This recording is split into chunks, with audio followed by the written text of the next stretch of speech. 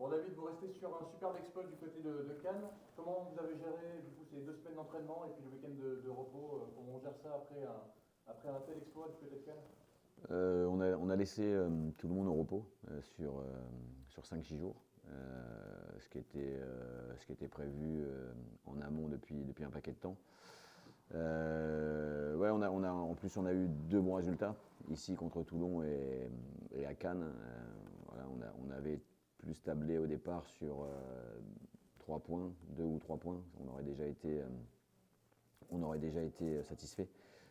Mais finalement, on en a pris 6. Donc voilà, c'est comme tu le dis, d'excellents résultats qui nous permettent aujourd'hui d'avoir 36 points. Donc c'est plutôt une bonne perf à ce moment de la saison. Bah, d'ailleurs, c'est ta quatrième saison sur le banc de la CFC. Est-ce que le match de Cannes, c'est un de tes plus beaux souvenirs à Angoulême? Ouais, bah après non, il y a eu plein d'autres bons souvenirs. Ça restera marqué parce que tu gagnes sur un terrain un peu mythique, quoi. C'est quand même une équipe qui a joué en Ligue 1, qui a vu éclore des talents type Zidane. Donc voilà, c'était particulier pour tout le monde. Donc ça restera dans l'histoire, je pense, de ce qu'a fait la CFC, même s'il y a eu plein d'autres choses historiques de fait avant cela. Mais voilà, c'était gagner là-bas, ça a été une réelle joie. Et oui, effectivement, ça restera marqué quand même dans notre saison à nous, en tout cas, c'est sûr. Un match où vous marquez directement, mais on sait que jamais facile de marquer d'entrée, surtout de tenir le score. Et l'une des constantes de cette saison, finalement, c'est que quand vous marquez les premiers, bah, vous prenez beaucoup de points. Autant vous avez réussi à souvent égaliser, autant quand vous menez, c'est dur de vous reprendre. Qu'est-ce qui fait justement que vous êtes presque irrattrapable quand vous marquez le premier? Bah, on a une équipe de gars qui sont disciplinés, solidaires, qui s'entendent bien sur le terrain et qui sont capables de faire front et de plier, mais de ne pas rompre souvent. Donc ça aide. Euh, Lorsqu'on est allé à l'extérieur aussi et qu'on a dû subir, Pat a aussi souvent su nous sortir les arrêts qu'il fallait pour qu'on reste ou dans le match ou pour qu'on reste devant. Donc ça aussi, c'est important. Je crois que c'est un ensemble de choses qui font que notre groupe cette année, il est très compétiteur. On a beaucoup de joueurs qui détestent perdre. Donc ça aussi, ça aide quand on doit faire les efforts ensemble pour pouvoir affronter les temps faibles qui peuvent exister au cours des matchs, notamment à l'extérieur. Et d'ailleurs, pour la petite histoire, donc vous gagnez au Puy, vous gagnez à Cannes, vous faites nul à hier. Les gros déplacements vous ont plutôt bien réussi cette saison? Ouais, ouais, ouais, ouais, ça reflète aussi la compétitivité de ce groupe et cette équipe. Voilà, encore une fois, on a un groupe de compétiteurs et qui veulent se mettre au niveau. Voilà, si on nous avait dit quand on a débuté, quand on a appris qu'on allait être dans la poule sud, qu'on aurait ces résultats, voilà, on l'aurait certainement pas cru, mais ça prouve aussi, encore une fois, la qualité des joueurs qui composent cet effectif. Et la résilience qu'on a aussi sur les matchs, parce que voilà, pour aller faire des résultats comme on a fait, comme tu l'as dit, au Puy et à Cannes, il faut être courageux et il ne faut pas avoir peur de mouiller le maillot. Bon, pas de ce match de Cannes, énormément sollicité, un penalty arrêté. Bien sûr, c'est le collectif qui brille lorsque les résultats sont positifs comme ça, mais forcément, il fallait que tu sortes vraiment le grand jeu contre eux pour ramener un résultat. J'ai essayé de répondre présent pendant le match. Il y a des matchs comme ça où le gardien est plus sollicité, donc j'ai fait ma part du boulot. Et comme tu as dit, c'est un travail d'équipe avant tout, donc le résultat il revient à l'équipe. Bon, j'ai fait mes petites recherches avant de venir. 10 clean sheets cette saison, Pat Mm. en fait 9. 10 clean sheets sur 23 matchs, c'est un match sur deux. C'est pas mal du coup. Ouais, ouais, c'est bien. Mais je le répète souvent, mais pour faire des bons championnats dans les sports collectifs, et notamment le foot, il faut être solide défensivement. Donc solide défensivement, ça veut dire que tous les mecs qui sont convoqués sur les rencontres, tous les mecs qui sont sur la feuille de match, il faut qu'ils aient à l'esprit que bien défendre, c'est important. Et c'est ce qu'on fait plutôt bien depuis quelques journées. Donc il faut garder ça. Et puis autre statistique, sur la phase retour, vous prenez 16 points. à Paris Époque, vous avez pris seulement 8 points, donc 2 fois plus que la phase allée pour l'instant. Donc ça veut dire que virtuellement, on serait à 40 points sur la phase retour, même si forcément ça va évoluer. Ça reste un super début d'année 2025. Ouais, ouais, on avait dit aussi que le groupe avait de la qualité et qu'il était travailleur. Voilà, on bosse bien depuis le début en séance. On a été un peu surpris au départ par ce qu'était cette poule sud, puisqu'il y avait peu de joueurs qui la connaissaient. Donc il nous a fallu un temps d'adaptation. Et puis on a bossé sur ce qu'on faisait moins bien. On a essayé de s'améliorer sur tous les points qui pouvaient nous amener à être meilleurs encore dans cette poule-là. Et on a trouvé après notre rythme de croisière. Et puis c'est vrai que depuis 2025, depuis début 2025, mis à part cet échec contre Cannes, sinon on a plutôt été performant dans les résultats. D'ailleurs, vous jouez Andrézieux ce week-end et depuis le match d'Andrézieux, vous avez perdu que 2 fois en championnat. Oui, on va jouer une belle équipe d'Andrézieux. Une équipe qui a battu hier. Et battre hier 2-0 à domicile comme ils l'ont fait, c'est pas facile. Hier, ça doit être la meilleure équipe à l'extérieur, celle qui a pris le plus de points. Hier venait de battre Cannes aussi. Ils venaient de taper Cannes et voilà, je pense qu'ils étaient sur un nuage. Ils ont peut-être pris un peu la rencontre à la légère, chose qu'on ne devra pas faire nous. Parce que je me répète, mais cette équipe d'Andrézieux nous avait montré à l'aller qu'il y avait de la qualité. Là, ils se sont réajustés aussi au niveau du système. Ils ont changé de coach. Et ils vont venir ici avec l'idée de nous taper pour pouvoir se rapprocher du total qui leur permettrait de se maintenir. Donc il va falloir vraiment être vigilant et il faudra mettre les ingrédients pour qu'on puisse obtenir un résultat positif. D'ailleurs, pour toi, le fait qu'ils aient changé de coach récemment, est-ce que c'est compliqué finalement d'analyser cette équipe-là? Parce qu'au final, le nouveau coach n'a qu'un seul match. Donc on peut se référer vraiment qu'au match contre hier. Ouais, c'est ennuyeux parce qu'habituellement on en regarde entre 3 et 5. Donc voilà, ça nous donne plus de billes et ça nous donne pas la certitude que ça va se passer comme on l'aurait prévu. Mais en tout cas, ça nous permet d'avoir plus d'éléments, que ce soit dans l'animation def, l'animation off, les coups de pied arrêtés, les transitions.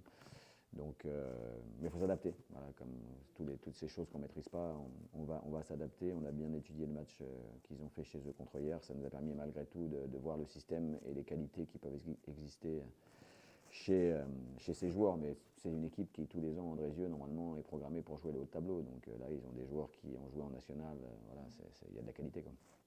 Bon, comment tu vois ce match jeudi, sachant qu'avec 36 points, le maintien est validé. Il reste encore quand même beaucoup de matchs. Hein. C'est vrai que dans cette poule du Sud, on pensait que la lutte pour le maintien allait jouer jusqu'à la dernière journée. Finalement, vous l'avez anticipé ce maintien.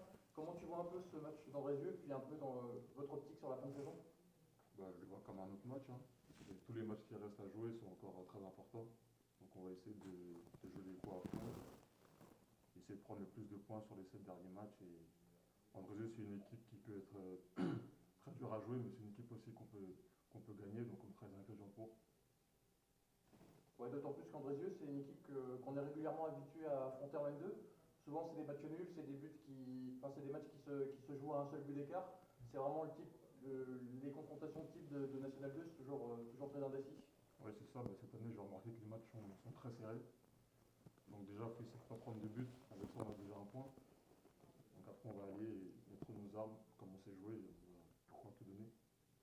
Ouais, du coup, c'est ta deuxième saison en tant que titulaire. Enfin, vraiment titulaire, parce que c'est vrai qu'avec Alan Minou, il y avait un turnover, même avec Julien Chaumet sur ta première saison. Tu avais fait quelques matchs en N2, mais tu étais arrivé comme remplaçant de Julien Chaumet à la base il y a quelques années.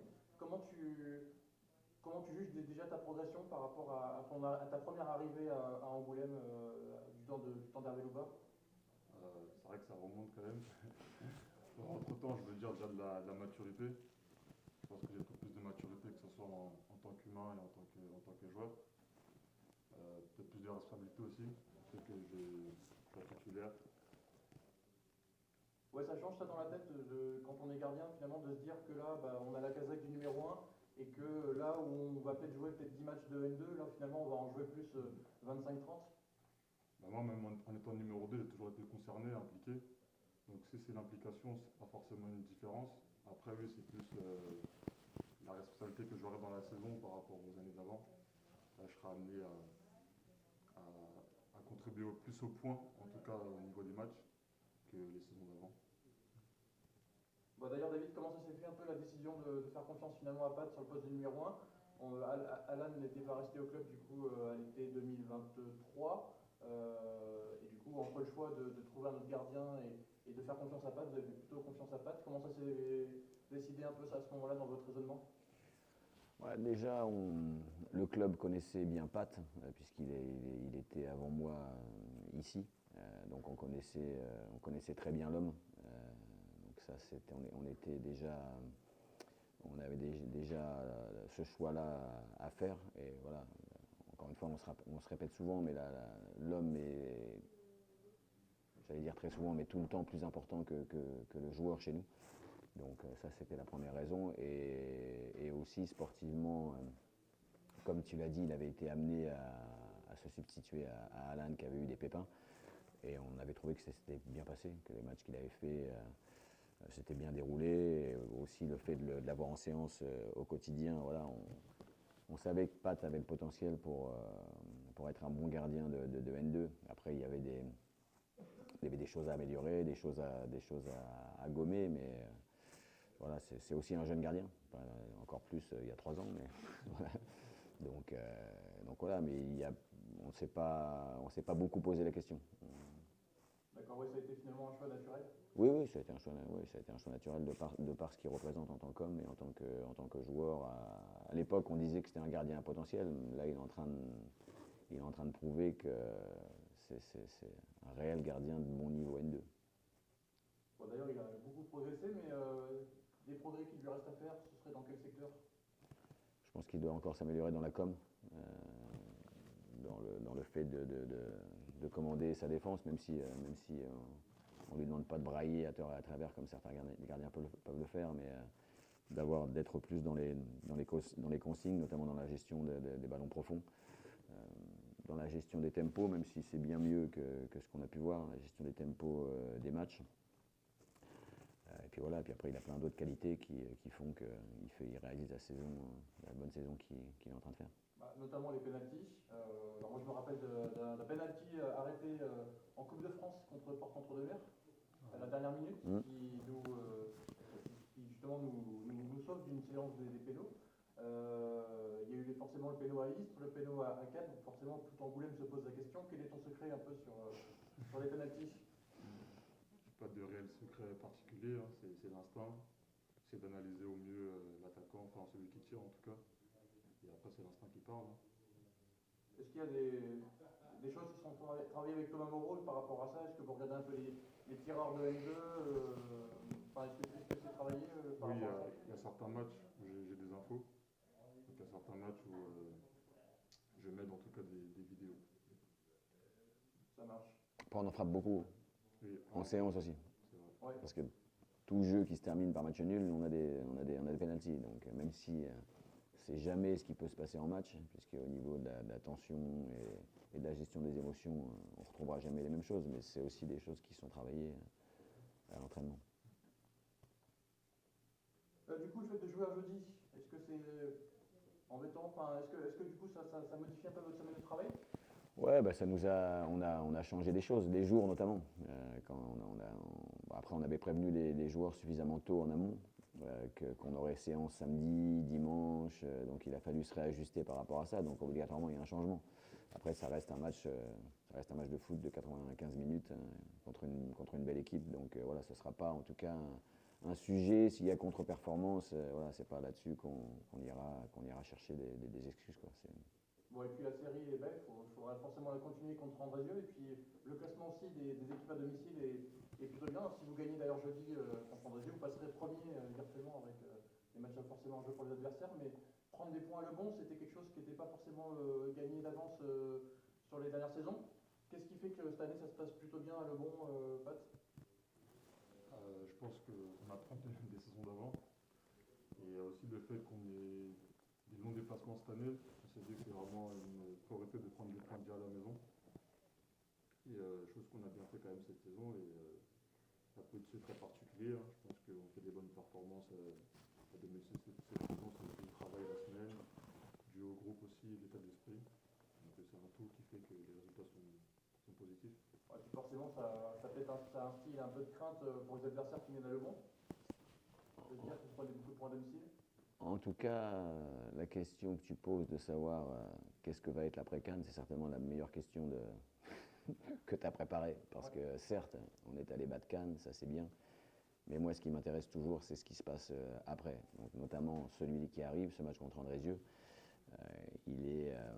C'est certainement un des matchs les plus importants de notre année 2025. Pas de la saison, mais de l'année 2025, parce qu'il peut nous permettre, voilà, et comme je connais le groupe de joueurs qui sont des compétiteurs, ça va se passer comme ça, il peut nous permettre de vraiment nous installer dans le haut du classement et d'avoir une fin de saison qui peut être palpitante, voilà, et enivrante. On la qualifiera comme on veut, mais si on arrive à battre cette bonne équipe d'Andrézieux, on peut vraiment s'avancer vers le sprint final avec des ambitions un peu plus importantes que ce qu'on avait jusqu'à présent. Donc, Avec potentiellement l'ambition de terminer deuxième, par exemple. Potentiellement, oui. Dans les calculs des meilleurs deuxièmes de N2. Potentiellement, j'ai dit aux joueurs après Cannes, en gardant beaucoup d'humilité, parce qu'on sait qui on est, on sait d'où on vient, et on ne va pas se la raconter, on ne va pas se prendre pour d'autres. Mais à partir du moment où aujourd'hui tu es quatrième, il y a quatrième, troisième, second et premier. Donc à nous de faire ce qu'il faut sur le terrain, à nous de mettre tout ce qu'on peut mettre sur le terrain, à la fois dans les séances et quand on sera dans les matchs, pour pouvoir mériter de rester dans ce top 4. Ça marche. Est-ce qu'il y a des absences, des suspensions pour ce week-end? Suspension, non. Absent, on a toujours Alex Mourabit. Qu'est-ce qu'on a d'autre comme blessé? Mamad Diarra, ouais, qui est de retour, mais qui ne pourra pas jouer encore. Lucas Liort. Ça doit être tout. Ça marche. Merci. Allez. Bon, j'étais déçu de la vidéo de Valentin Lénard sur votre match. Ah ouais, pourquoi tu t'attendais à quoi? Moi, je voulais juste voir un peu, c'était la causerie de Hazard avant le match, mais du coup, Non, mais voilà. il a dû le. Il a dû la censurer. Bien sûr. Tiens, merci Lucas. Merci.